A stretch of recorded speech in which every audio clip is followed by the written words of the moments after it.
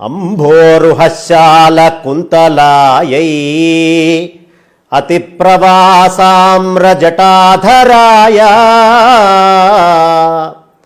గిరీశ్వరాయై నిఖిలేశ్వరాయ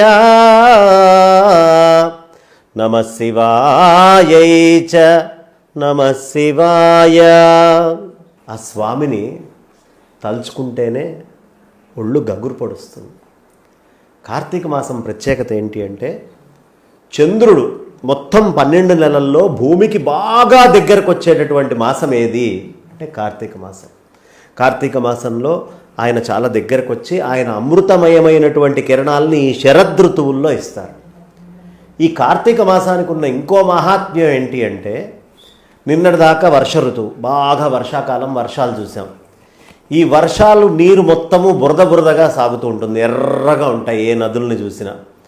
కార్తీక మాసం వచ్చేటప్పటికి ఆ మొత్తం బురదంతా తేరుకొని శుద్ధమైనటువంటి నీళ్లు, ఏది ఎక్కడెక్కడో అడవుల్లోంచి చెట్లల్లోంచి నదులు పారుతాయి కదా, ఆ అడవుల్లోంచి వచ్చేటప్పుడు చాలా గొప్ప గొప్ప ఔషధీ వృక్షాల యొక్క వేర్లని తాకి మంచి ఔషధీ తత్వాన్ని పొంది ఉంటాయి. ఇది గుర్తించారు మన ఋషులు. ఈ మాసానికి ఇంత ప్రత్యేకత ఉంది. ఈ అమృత తుల్యమైనటువంటి నీళ్లు ఉన్నాయి.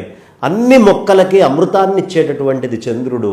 ఆ అమృతమయమైనటువంటి కిరణాలు ఇక్కడ చాలా చక్కగా ప్రసరిస్తాయి ఈ కార్తీక మాసంలో అని అన్నీ గుర్తించిన వాళ్ళై మనకి ఆహార నియమాలు పెడుతూ, పరమేశ్వరుడి యొక్క ఆ జటాజూటం మీద ఉండేటటువంటి చంద్రుడు ఆయన యొక్క ప్రీతిగా భూమికి దగ్గరకు వస్తాడు కాబట్టి అదే జటాజూటంలో ఉండే గంగ మొత్తము భూమి మీద ఎక్కడెక్కడ నీళ్లున్నా ఆ నీళ్ళన్నిట్లోకి వెళ్ళి కూర్చుంటుంది.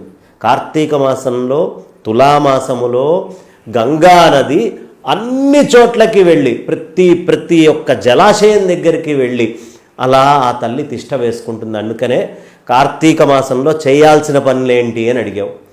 కార్తీక మాసంలో ప్రప్రథమంగా తెల్లవారుజామునే లేచి ఆకాశంలో చుక్క పొడవక ముందే మనమందరము శుభ్రంగా ఆ కార్తీక స్నానాలని ఆచరించాలి.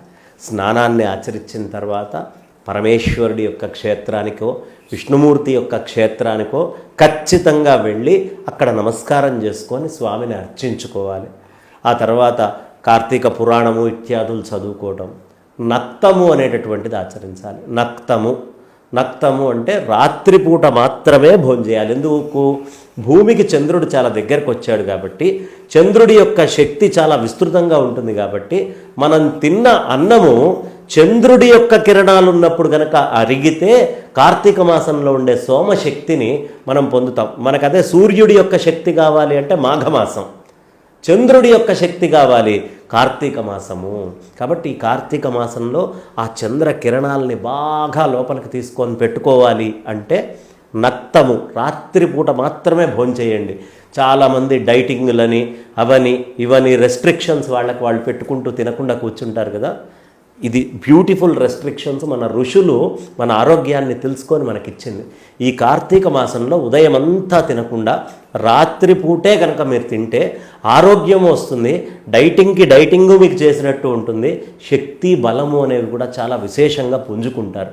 కాబట్టి కార్తీక మాసం వచ్చినప్పుడు మన ఋషులు చెప్పిన మాటని గుర్తుంచుకొని వినియోగించుకొని ముందరికెళ్తే మనం చాలా ఆరోగ్యంగా గడుపుతాం.